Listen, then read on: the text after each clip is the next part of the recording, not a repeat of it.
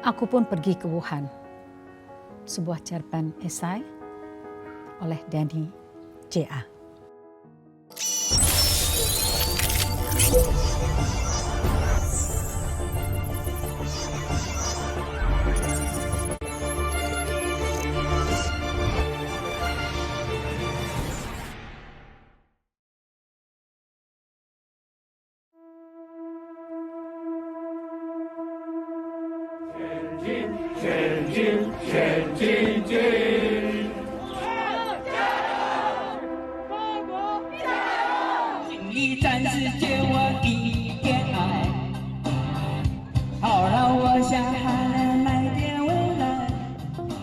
Dunia geger gara-gara kasus wabah pneumonia akibat virus corona misterius asal Wuhan, Tiongkok.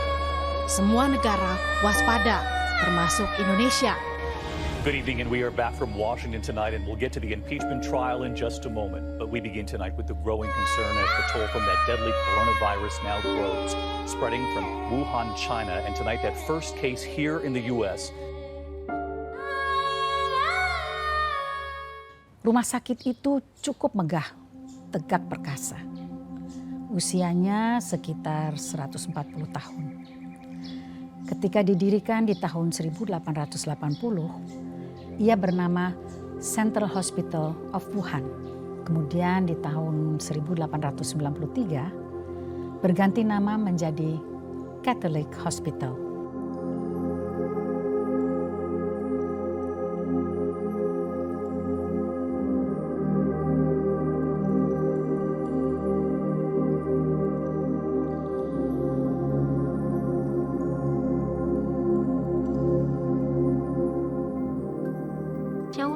先生，请问你有什么病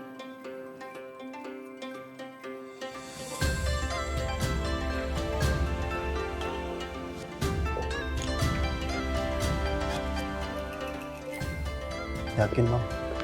Bismillah aja dulu. Kita udah sampai di sini.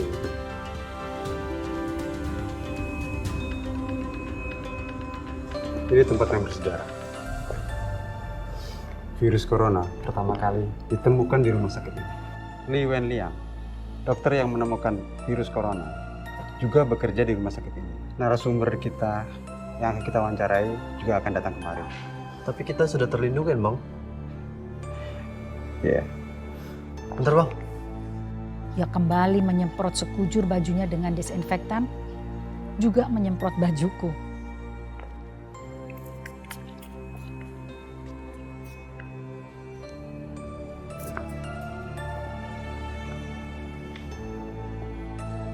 Kami di halaman depan rumah sakit itu. Ketika mulai masuk ke lobi, Didi kembali bergumam. Ayo kita jalan.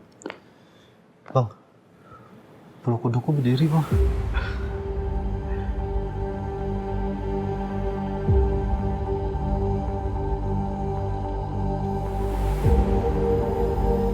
Aku diam saja sambil melangkah menuju lift. Bulu kuduku juga berdiri. Aku menyeru dalam hati, kok bulu kuduku berdiri? Aku sudah keliling dunia. Semua tempat megah dan bersejarah, hampir semua sudah kukunjungi. Tapi baru pertama kali aku merasakan masuk sebuah gedung, bulu kuduku berdiri.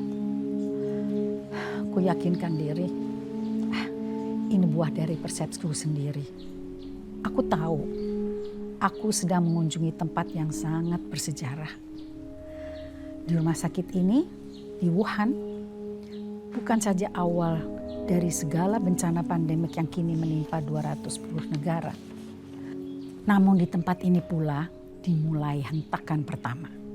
Peradaban ke depan tak akan lagi sama, walau pandemi COVID-19 selesai. Seminggu yang lalu, draft bukuku khusus soal Li Wenliang sudah selesai. Dadi asistenku sudah pula mengedit tata bahasa.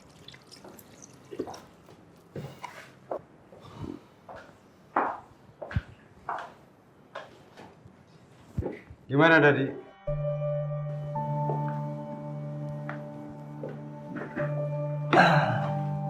Sudah siap Bang, tinggal diterbitkan saja. Jadi, COVID-19 itu adalah peristiwa peradaban dalam sejarah kehidupan manusia. Ya hanya beberapa kali saja manusia itu merasakannya. Buku yang akan saya tulis harus masterpiece. Peristiwa yang sangat besar harus pula direkam oleh sebuah karya yang sangat besar. Mustahil kan kalau kita lahirkan karya agung, tapi semua sumbernya hanya sekunder. Contohnya dari Google aja. Lantas bagaimana Bang? Kita harus pergi ke Wuhan.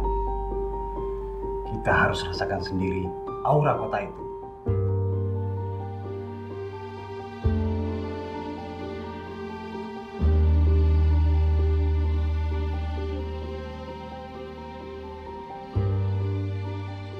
Kita saksikan kehidupan kota itu dengan mata kepala kita sendiri.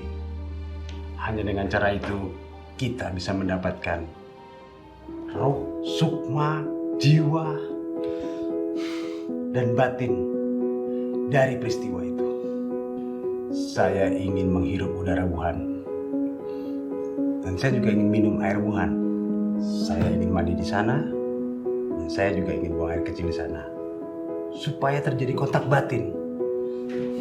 Hah, serius Bang mau ke Wuhan? Iya, kan Wuhan sekarang udah gak lockdown lagi. Jadi sekarang udah normal. Tapi kamu gak usah ikut lah. Kamu bantu saya siapkan tiket, hotel, dan sumber-sumber untuk saya kunjungi di sana. Tidak Bang, saya akan ikut. Saya kan sudah janji sama Abang, kalau saya akan ikut serta atas karya Abang semuanya. Apalagi ini masalahnya ke Wuhan. Yang benar. Nanti kamu di sana emosional. Hanya karena dendam sama paman kamu. Tidak Bang, saya profesional. Saya bisa pisahkan antara pekerjaan dengan emosi pribadi.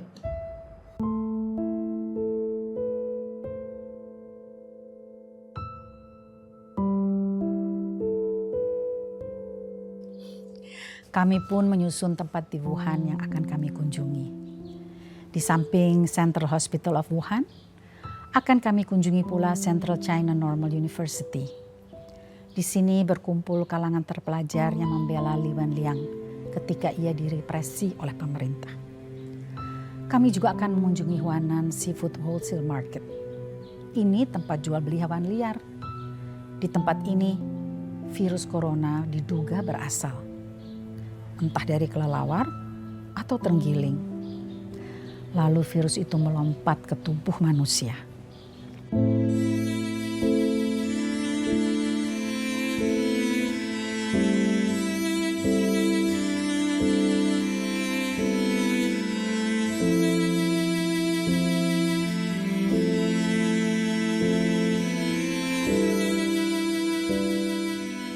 Where did COVID-19 come from?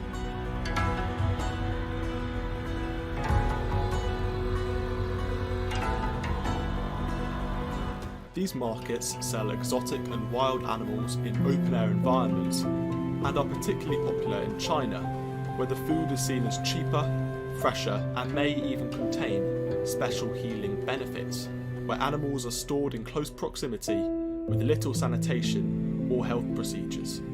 Ebola likely came from bats, swine flu from pigs, bird flu from birds, and the SARS virus from 2003 also came from animals.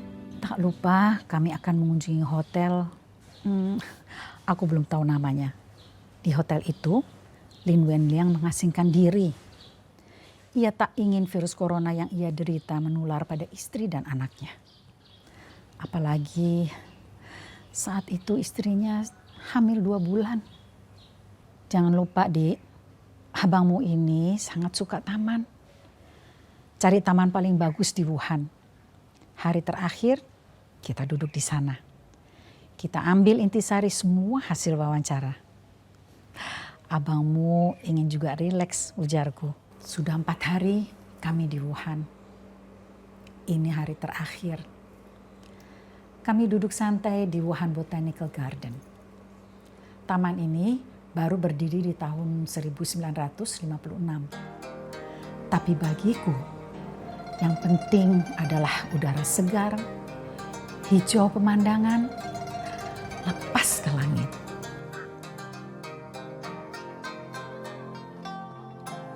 Kira-kira apa pesan utama yang akan kita tuliskan tentang Li Wenliang?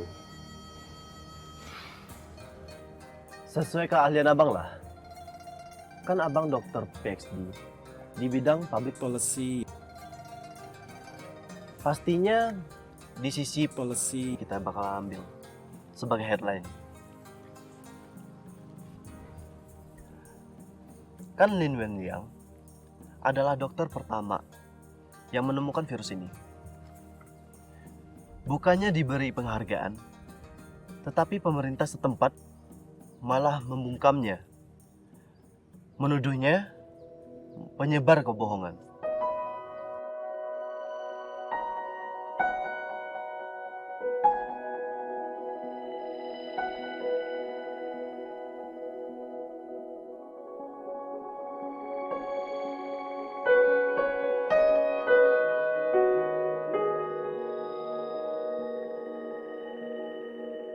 Akibatnya, respon pemerintah untuk menghalau virus ini sangatlah telat.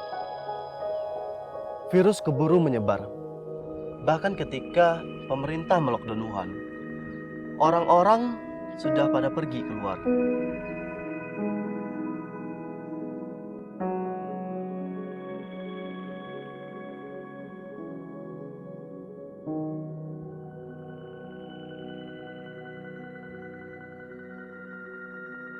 Kebijakan yang buruk dari pemerintah yang otoriter menyebabkan 2 juta populasi di dunia harus terkena dampak virusnya.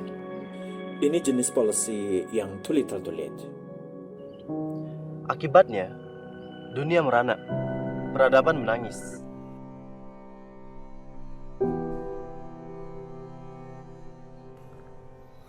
Ini poin bagus, Bang, untuk pembelajaran negara lain. Ya, Dadi. Jangan lupa buat pesan yang lebih menyentuh tentang tragedi Li Wenliang. Karena dia adalah dokter pertama yang menemukan virus itu. Dan dia juga dokter pertama yang tertular virus itu. Dia akhirnya wafat dalam keadaan tertekan. Dia adalah pahlawan, walaupun pemerintah selalu mengontrol. Dia tak henti meneliti virus itu. Dan dia tak henti juga untuk mengobati pasiennya. Dia mati dalam tugas.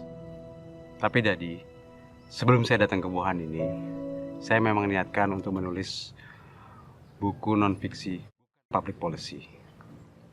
Tapi setelah saya sampai di sini, saya melihat banyak drama, tragedi dan ironi yang saya menyaksikan sendiri.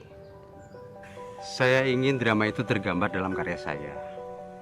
Tapi kalau dalam buku non-fiksi public policy, tak bisa menampungnya. Saya putuskan saya menulis karya saya dalam bentuk novel. Hah? Abang mau bikin novel? Tak jadi buku public policy. Iya, saya akan buat dalam novel saja.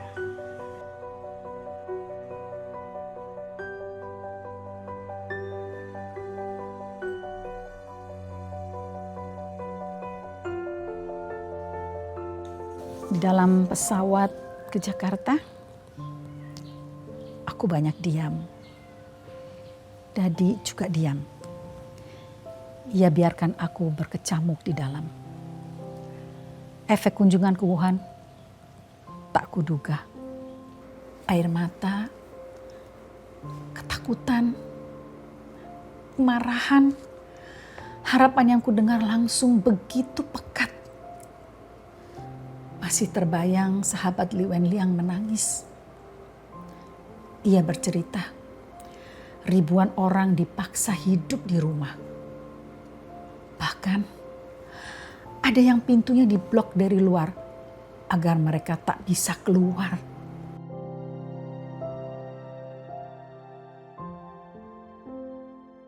Wuhan tak mungkin ku lupa. Ia pun mengubahku menjadi penulis novel.